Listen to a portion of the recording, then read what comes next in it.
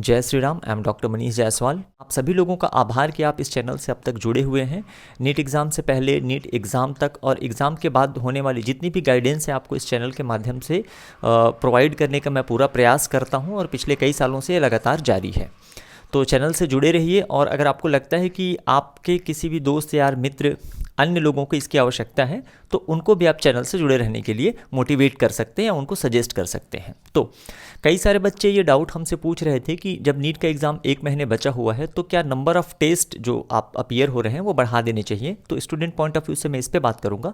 Parents के लिए भी एक छोटा सा मैसेज रहेगा क्योंकि सिलेबस आपका कंप्लीट हो चुका है सभी इंस्टीट्यूट्स में ऑलमोस्ट, और अब लास्ट के मंथ में ज़्यादातर जगहों पर फुल सिलेबस के मेजर टेस्ट होते हैं। अब आप चाहे किसी भी इंस्टीट्यूट का दे रहे हों, चाहे LN का दे रहे हों, आकाश का, PW का, RX एकेडमी का दे रहे हो या कोई भी अदर इंस्टीट्यूट का, तो कई सारे बच्चों का कहना है कि क्या सर नंबर ऑफ़ टेस्ट बढ़ा देंगे तो क्या हमारा स्कोर बढ़ जाएगा। तो उस पर मैं थोड़ा सा बात करूंगा। पर हाँ, ये बात का आपको ध्यान रखना है कि जो भी आप टेस्ट दे रहे हैं वो ऑफलाइन टेस्ट जरूर होना चाहिए, क्योंकि नीट का जो एग्ज़ाम होने वाला है पेन एंड पेपर मेथड से होगा और ऑफलाइन मोड में होगा। तो आपकी जो प्रैक्टिस है वो ऑफलाइन ही होनी चाहिए। अब क्या है, ये मैं सभी बच्चों को कवर कर रहा हूँ और मुझे पता है कि हमारे जो वीडियो हैं बहुत सारे अलग अलग इंस्टीट्यूट में पढ़ने वाले बच्चे भी देखते हैं। तो सबको कवर करते हुए, जैसे कि फॉर एग्जांपल आप देखिए, अगर आपका अभी जो फिलहाल टेस्ट आप दे रहे हैं, जो भी टेस्ट आप दे रहे हैं मेजर टेस्ट किसी भी इंस्टीट्यूट का, और उसमें आपका जो स्कोर का रेंज है 450 से कम आ रहा है या 450 to 550 आ रहा है, 550 to 650 आ रहा है या 650 अबव आ रहा है, इसके बेसिस पे आपको ये ध्यान देना है कि यदि आपका, सिंपल सी बात है, यदि आपका स्कोर 650 प्लस आ रहा है तो उस केस में आप नंबर ऑफ़ टेस्ट बढ़ा सकते हैं, मतलब और भी टेस्ट अटेम्प्ट कर सकते हैं, क्योंकि ये इंडिकेट करता है कि आपने सिलेबस का मैक्सिमम पार्ट अच्छे से रिवाइज कर लिया है।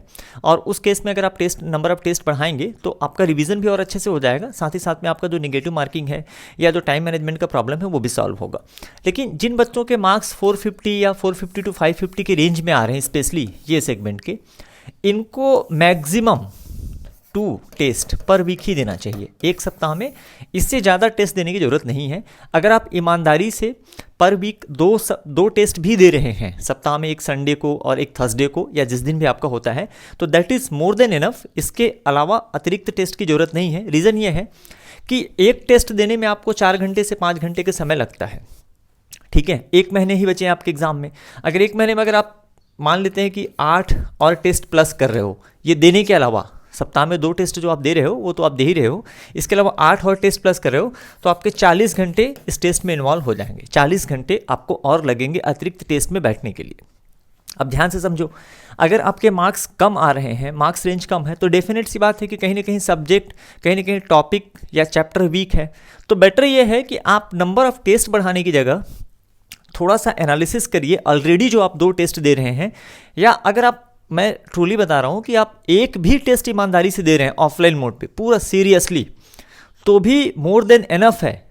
नंबर ऑफ टेस्ट बढ़ा देने से आपका स्कोर इंप्रूव हो जाएगा, इसकी कोई गारंटी नहीं है। हाँ, स्कोर इंप्रूव तब होगा आपका जब आपका सब्जेक्ट वेल प्रिपेयर्ड होगा, आपने बहुत अच्छे से प्रिपरेशन कर ली है तो, और प्रिपरेशन कर ली है तो ऑन एंड एवरेज आपके मार्क्स बट ऑब्वियस है कि 650 प्लस के रेंज में आ रहे होंगे। लेकिन अगर प्रिपरेशन में कहीं कमी रह गई है, आपको लग रहा है कि रिवीजन पूरा नहीं हो पाया है, तो बेटर ये है कि जो भी 1 या 2 टेस्ट आप वीकली दे रहे हैं ईमानदारी से, तो उस टेस्ट का थोड़ा सा एनालिसिस कर लीजिए और रिपीटेडली बार बार जिस सेगमेंट से क्वेश्चन आपसे नहीं बन पा रहे हैं, जिस टॉपिक से क्वेश्चन नहीं बन पा रहे हैं, उन टॉपिक को पकड़ के रिवाइज कर डालिए, उन टॉपिक के क्वेश्चन की घर पे प्रैक्टिस कर डालिए।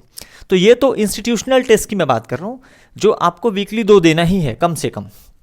अगर आपके मार्क्स बहुत कम रेंज में आ रहे हैं ना, तो आप वीकली 1 टेस्ट भी दो तो वो भी पर्याप्त है। लेकिन उस टेस्ट को देने के बाद आप उसके एनालिसिस करो, है ना, और प्रीवियस जो टेस्ट आपने दिए हुए हैं उसके एनालिसिस करो, और आप इस चीज़ को देखो कि कौन सा सेगमेंट है फिजिक्स में, केमिस्ट्री में, बायोलॉजी में, जहाँ पे कॉन्स्टेंटली आपके मार्क्स बार बार कम आ रहे हैं या आप अटेम्प्ट नहीं कर पा रहे हो, तो आप उस सेगमेंट को पकड़ के उसको इंप्रूव करने की कोशिश करो बचे हुए 1 महीने में। जैसे मैंने आपको कैलकुलेशन बताया कि नंबर ऑफ टेस्ट इंक्रीज करने से उनके मार्क्स इंक्रीज होते हैं जिनके ऑलरेडी 650 प्लस आ रहे हैं, क्योंकि इनका सिलेबस प्रिपेयर्ड है, इनने तैयारी कंप्लीट कर ली है। लेकिन अगर आपके मार्क्स लोअर रेंज में आ रहे हैं तो एक टेस्ट में 4 से 5 घंटे बर्बाद नहीं होंगे, लगेंगे। तो इस 4 से 5 घंटे में आप कुछ चैप्टर, कुछ टॉपिक को रिवाइज कर सकते हो, जिससे कि आपका ये जो मार्क्स है ये इंप्रूव हो सके। ठीक है, अदरवाइज़ अगर आप दूसरे कैटेगरीज का भी देखोगे तो मैंने कुछ समय पहले एक सेफ स्कोर या सेफ मार्क्स बताया हुआ था, उसके आधार पर भी आप देख सकते हो कि यदि आपका सेफ स्कोर से कम रेंज में आ रहा है तो बहुत ज़्यादा नंबर ऑफ टेस्ट बढ़ाने की ज़रूरत नहीं है। तो इस चीज़ का ध्यान रखना है बच्चों। ये एक साइकोलॉजिकल है कि मैं इसका भी टेस्ट दे दूँ, उसका भी टेस्ट दे दूँ, यहाँ से भी वहाँ से कर लूँ। आप भरोसा रखिए, जिस भी इंस्टीट्यूट का आप टेस्ट दे रहे हैं लगभग सबके ऑलमोस्ट सिमिलर ही होते हैं और वो सिर्फ प्रैक्टिस के लिए होता है। आप ऐसा मत सोचिए कि मैं इसका टेस्ट ज्वाइन कर लूँगा तो मुझे as it is question NEET में मिल जाएंगे, या उसका टेस्ट 2-4 क्वेश्चन यार हर इंस्टीट्यूट के नीट के एग्ज़ाम से मैच करते ही हैं। नीट के एग्ज़ाम में कैसे क्वेश्चन आते हैं इसके लिए आप ऑलरेडी PYQ सॉल्व कर ही रहे हो, तो अपनी प्रैक्टिस कंटिन्यूअसली रखो, रिविज़न भी करते रहो।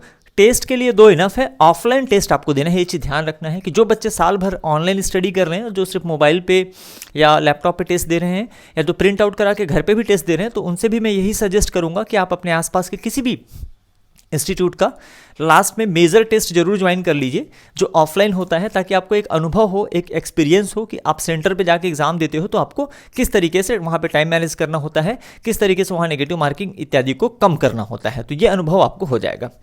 अब बात करते हैं, जैसे हमने शुरुआत में आपसे कहा था, ये जो क्रूशियल टाइम है 1 मंथ का नीट 2025 के लिए, तो बच्चों के लिए तो है ही ये क्रूशियल टाइम, पेरेंट्स के लिए भी है। तो पेरेंट्स से मुझे मेरा एक पर्सनल रिक्वेस्ट रहेगा कि आप बच्चों को प्रेशराइज ना करें, क्योंकि नीट एग्ज़ाम ऐसा नहीं है कि आप दबाव डाल के ये क्लियर करा सकें।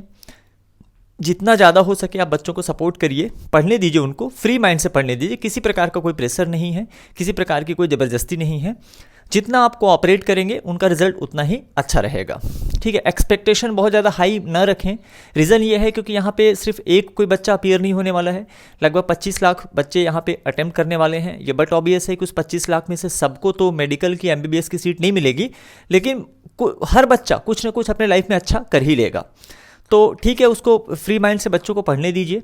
तो मैं उम्मीद करूँगा कि ये वीडियो आपको अच्छा लगा होगा, और मिलते हैं नेक्स्ट वीडियो में किसी ऐसे ही अच्छे टॉपिक के साथ।